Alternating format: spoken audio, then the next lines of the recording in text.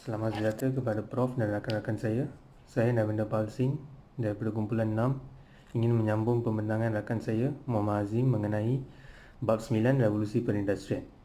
Seperti yang kita sering maklum, sekarang kita berada di revolusi perindustrian 4.0, bermakna sebelum ni terdapat 3 revolusi perindustrian yang telah berlaku.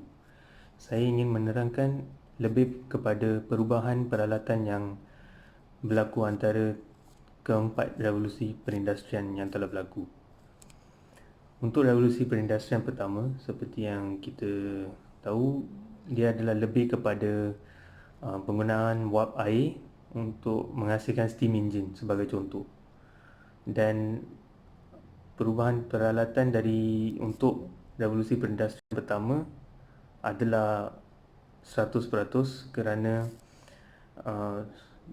sebelum revolusi perindustrian yang pertama tidak ada penggunaan peralatan untuk menghasilkan tenaga.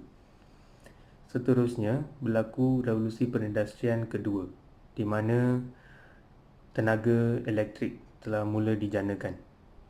So untuk revolusi ini, dari segi perubahan peralatan berbanding dengan revolusi perindustrian yang pertama tidak begitu banyak, hanya dalam lingkungan 10 ke 20%, disebabkan manusia telah menggunakan enjin untuk menghasilkan tenaga elektrik.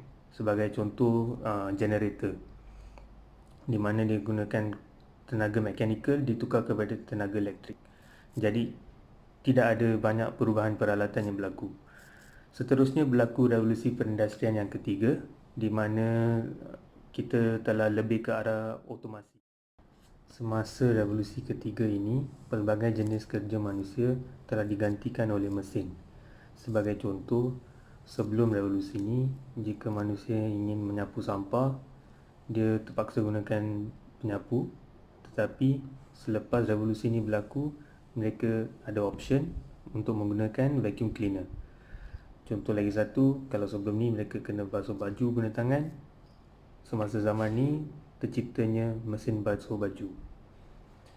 Jadi dari segi peralatan berlaku banyak perubahan yang sangat drastik, iaitu dari antara 80 ke 90% peralatan telah diperbarui. Selepas revolusi ketiga ini berlakunya revolusi industri yang keempat, iaitu zaman sekarang, di mana fokusnya lebih kepada cyber, di mana maksudnya kebanyakan teknologi yang telah digunakan masa revolusi perindustrian ketiga, tapi sekarang teknologi ini adalah saling berhubung kait.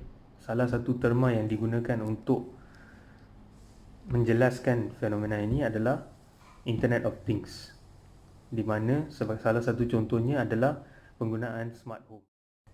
Zaman ini memfokuskan manusia untuk menggunakan rangkaian internet dengan sebaik mungkin. Banyak kerja yang dahulu kalanya dilakukan secara fizikal, sekarang dilakukan secara atas talian. Sebagai contoh, kelas kita. Jadi berlakunya perubahan dari segi peralatan tidak begitu banyak banding dengan revolusi ketiga, kerana peralatan yang sama digunakan, hanya penukarannya adalah dari segi connectivity. Terdapat dua negara yang menggunakan approach contact tracing, China dengan Singapura. Dari segi China, mereka menggunakan aplikasi WeChat untuk tujuan contact tracing, di mana setiap pengguna WeChat dapat memberi informasi tentang lokasinya. Dengan informasi tersebut, kita dapat kenal pasti lokasi-lokasi yang merupakan hotspot. Sekian sahaja pembentangan daripada kumpulan 6. Terima kasih kerana mendengar.